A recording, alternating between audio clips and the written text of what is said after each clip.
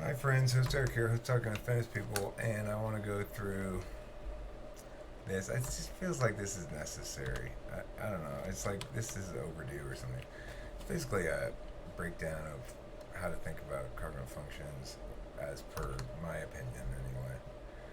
So, as you may or may not know, I have my own sort of understanding of cognitive functions that differs somewhat from the mainstream, which I believe is better, but you can be your own judge of that. The main difference is it understands cognitive functions as prioritization between values and or manners of solvency or whatever. And it's a relational matrix between the types of functions and the types of and the slot. So okay, functions come in two kinds. They're metaphysical or physical. The metaphysical ones are objective, they deal with symbolic representation of shit in the universe, and the physical ones are experiential, they deal with the actual experience. Um, it goes like this. Any extroverted intuition is the metaphysical turn-based action function. Its unnatural aspect is physical or real time. Every function has two aspects to it, though, and depending on the slot mechanics, it will end up either.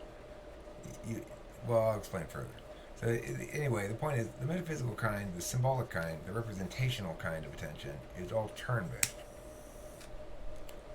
Necessarily, you've got objects established on sort of a metaflow, which is this concept of self built of things you know and your experiences and thoughts about yourself and stuff like that. That representational construct is where any puts stuff, okay? So that's the flow, we'll call that, is basically metaphysical space. And space, or the world, events, progression of time through space, is the physical world. All right. So any puts on the flow. It's a metaphysical action function, and its unnatural aspect is to be used in real time, although it can be, as all can be used by both. TI is metaphysical turn-based get function, that is to say, it's a judging function, and its unnatural aspect is physical or real time. FE is a metaphysical turn-based put get receive function. It's an interface function, so it has all three, and its unnatural aspect is physical or real time. SI is a physical or real-time knowledge function. Its natural approach to information is to receive, and its unnatural aspect is metaphysical. NI, integrated intuition, metaphysical turn-based knowledge function. Its natural aspect is metaphysical. Its unnatural aspect is real-time or physical, and its PGR is received. TE is a physical interface function, put, get, and receive. Its unnatural aspect is metaphysical. FI is a physical get function. It's a judging function, and then its unnatural aspect is metaphysical. And SE is physical real-time put function, that is to say, put on the real board, put on the abstract board is NE, and there you have it. All right, so for that first table, the put, get, receive notion is simply that all functions either put, get, or receive, or do all three. The two interface functions, FE and TE, you have put, get, and receive modes, basically. So you can act, you can do sort of FE actions, you can do TE actions. Moving something out of the way, for example, is a TE kind of putting. SE, you might say, is where TE and SE kind of blend there, but regardless, you can get information with TE or FE. That is to say, you can examine something that you're trying to solve directly with TE. You can learn about people's motivations from their words and facial expressions and stuff with FE. And you can also know things with these. So TE will know that that's going to be inefficient. FE will know that person's mad. Those are received qualities. Everybody has this interface function, one of the two manners interface functions. TE is motivated foremost by what will I do to solve this problem myself. FE is how can I access the group to solve this problem. All right, so let's go down to the next little table here. Slots and value expressions. First function, front stack. So as you see here, these two columns are front stack and its corresponding values, and then this is back stack and its corresponding values. Okay, so front stack, first slot is what's called the dominant function, base function, implicit function, lead function. It's autonomic, I mean. That is, say this is the reflexive default by which all attention flows, through which all attention flows. One always manifests this function except in growth state, in which case flip 1 and 4, and the value expression is going to be then implicit. Something has to resonate on the value of the first slot function, or else you'll just not want to pay attention. You'll be miserable there. You just avoid it as much as you can. I should say through. THRU. Fifth, let's go to this one. Second slot, tool function, instrumental function, or whatever else you call it. Instrumentally valued. This is the strong expression of willful being. Everybody has a strong and weak expression of willful being. And then your second and third slot functions. It is used for almost everything, but not valued in and of itself. Third slot, scorecard function, tertiary, aspirational, absolute. Absolutely valued for self. This is the weak expression of willful being. It's receiving less attentional bandwidth than the tool function and is always trying to keep up. It's also where you get paid. It's like you accept those kind of dollars. Oh, these are American dollars? Yes, I accept those. Oh, cool. That's a big payoff. So, like, if I receive praise and affirmation from others, it's a big payoff for me. Whereas for Kimmy, she feels paid off when she's being logically consistent and stuff. Okay, fourth slot function, seeking, inferior function, as it's called in MBTI. I prefer seeking as the name for it, for me. Differentially valued. This is where you will behave in a self-deprecating fashion and accept as much help as others are willing to give. You're willing to accept that you're not very good at it. You personally don't think it's something that people who are up to less important things than you need to deal with. You hope to find a significant other who provides a lot of this. Your fifth slot, ignoring.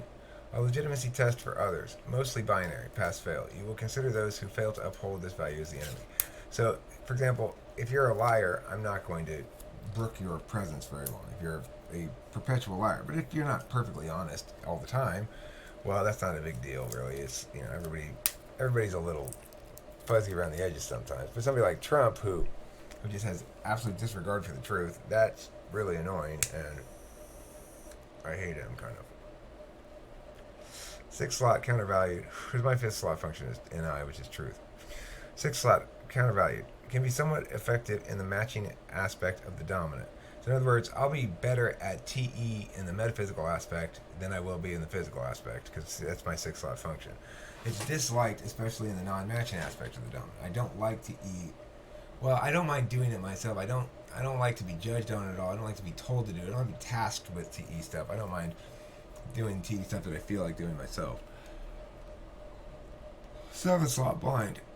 Confused about it, and yourself and others can't use it to good effect even when it's advisable. You seem like a dunce in this area to other people who are decent at it.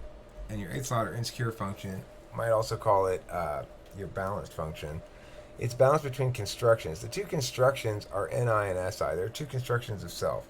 The introverted intuition construction of self understands oneself as basically a character, as possessing attributes. Understands itself as a single self, a pattern moving through time. SI construction is more the animal self. It's like, so SI is going to be interested in attaining balance. NI is going to be interested in attaining greatness. They're kind of countervailing influences. The constructions being the character or external construction of self, the self as one is understood objectively, and the experiential construction of self as one is understood experientially, as you understand yourself experientially. It might be great to be super any if you're measuring yourself as like an achiever against others of the kind. It might be bad if it's too much and it overwhelms you and makes you not a very happy or balanced person. Depends what you're prioritizing, basically. Alright, let's look at this one. The kind, nature, and expression and value of each function. So, extroverted intuition is an action function. I've already gone over some of this before. This sort of coalesces it into one thing. Let me change the letters on this one so it's lighter letters.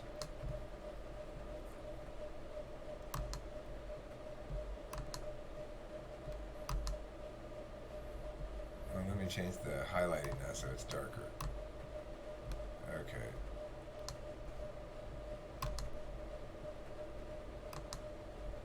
There. That's good. Alright, so kind, nature, expression, value, each function. Function, expert intuition, action function. Its nature is meaning making. Its natural expression is metaphysical, and its value is novelty. You might also say creativity or originality. TI is a judging function. The nature of it is an objective calculus. Its natural expression is metaphysical, and its value is fairness or consistency. FE is an interface function. It's a motivational interface, and its natural expression is metaphysical, and its value is it values perception management, basically status, social status, or social stuff. SI, it's a knowledge function. Its nature is to extrapolate from experience. It's a physical function in its natural expression or natural aspect, and its value is reliability, predictability. Function introverted intuition is a knowledge function. Its nature is the consolidation of meaning into singular wholes, and its natural expression is metaphysical, and its value is truth. Extroverted thinking is an interface function, like extroverted feeling, and its nature is it's an efficacy interface rather than a motivational interface. In other words, it deals with problems in relation to one's own desired outcome rather than in terms of managing externally. Its natural expression is physical, and its value is efficacy, or basically comparison of outcomes to anticipated outcomes. Introverted feeling is a judging function. It's a subjective calculus. Its natural expression is physical, and its value is authenticity, or experiential resonance, you might say as well.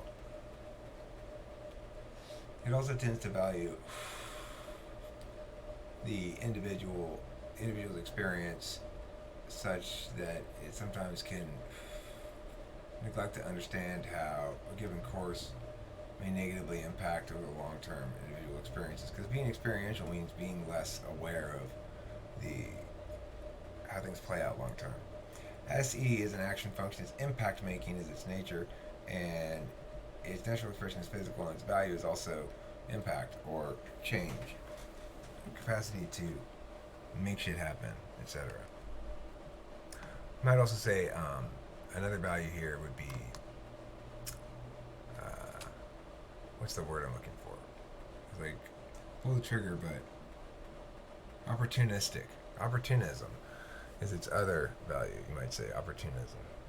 Okay, so that's this thing here. These three tables. I'm gonna put this link to this up for free. You can get this if you want to look at it, and it kind of goes over the gist of things. There's a couple things that I could have added here, like a table explaining the NI and SI constructions that these things all link back to. So the reason this is balanced is because it's balanced against constructions. It understands when it's appropriate to use it from an SI construction standpoint and NI construction standpoint. It's balanced on SI, and yet it's not really valued or countervalued, but you're sensitive to people who do it better than you and also people who you misuse it.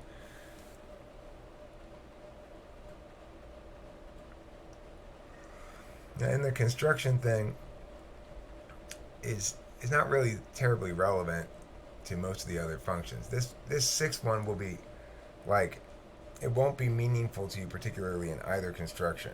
It's not going to be a significant part of your balancing, nor is it going to be a significant part of your constructions, this sixth function, TE, except insofar as you make the weakness of it significant. It's like it's the shadow of your strength. So anyway, if you have any questions or thoughts or comments, or would like to see me address anything specific about cognitive functions in future videos, I'd be thrilled to hear those comments, and will try to my best to follow through on any such requests.